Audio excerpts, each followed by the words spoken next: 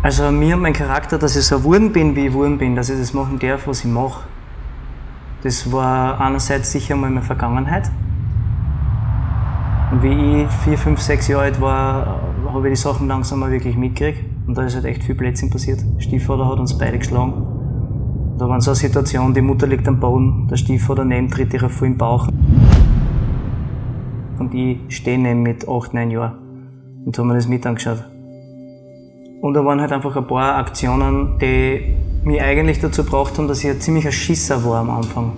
War dann auch ein ziemlicher Mitläufer in meiner Jugend. So wie es dann halt gekommen ist, habe ich zu mir selber gesagt, ich bin ein Nazi. Schwarze waren für mich Neger und so weiter und so weiter und die waren alle nichts wert. Mit 15 habe ich dann ja wirklich zum Tanzen angefangen und bin dann im späteren Verlauf zu gewissen Leuten gekommen, die dann Jams und Festivals gemacht haben, wo dann auf einmal die Leute von Ausland und von überall hergekommen sind und auf einmal tanzt, gesprüht, gerappt oder sonst was gemacht haben. Das hat mich mega beeindruckt gehabt. Und ich als der weiße Bur aus der Siedlung war auf einmal mittendrin unter den Leuten, die er nicht haben wollte. Die ihm aber voll getaugt haben. Und auf einmal war für mich die Welt auf den Kopf gestellt.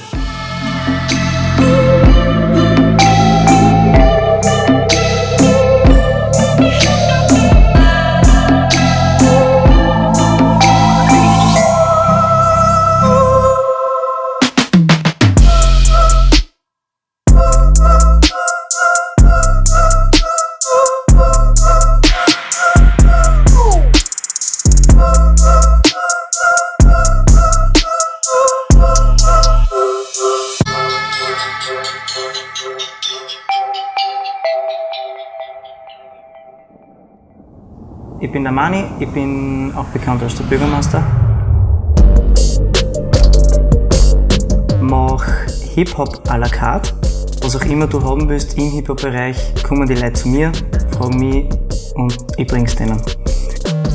Sei es Rap, Beatbox, Graffiti, DJ, Tanz. Ich mache das jetzt seit 15 Jahren und lebe über 10 Jahre nur von Hip-Hop. Beim Veranstaltungen machen, Auftritte, Shows, Workshops, Unterricht. Also ich habe mit 15 angefangen zum ernsthaft tanzen, weil ich von meinem Vater ein Video gesehen habe. War nicht Hip-Hop, war einfach Kraut und Rüben. Ich habe das gesehen und habe mir gedacht, gut, wenn er das kann, dann kann ich das auch.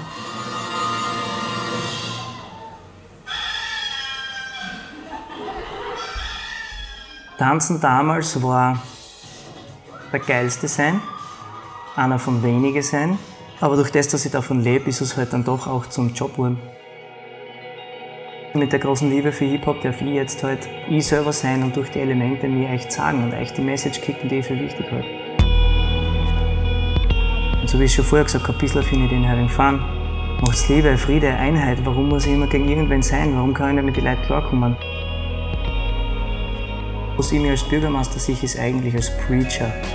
Ich probiere den Leuten ein bisschen zu erklären, was ist Hip-Hop und was kann man mit dem tun. Und jetzt mittlerweile habe ich es halt am Rücken tätowiert, oder? Und das ist halt mein Ding. Und auch jeder in Österreich, wenn du sagst, der Bürgermeister und der kommt aus der Hip-Hop-Szene, dann kennt er mich normalerweise. Ja, und dass ich so geworden bin, wie ich geworden bin, habe ich Hip-Hop zu verdanken.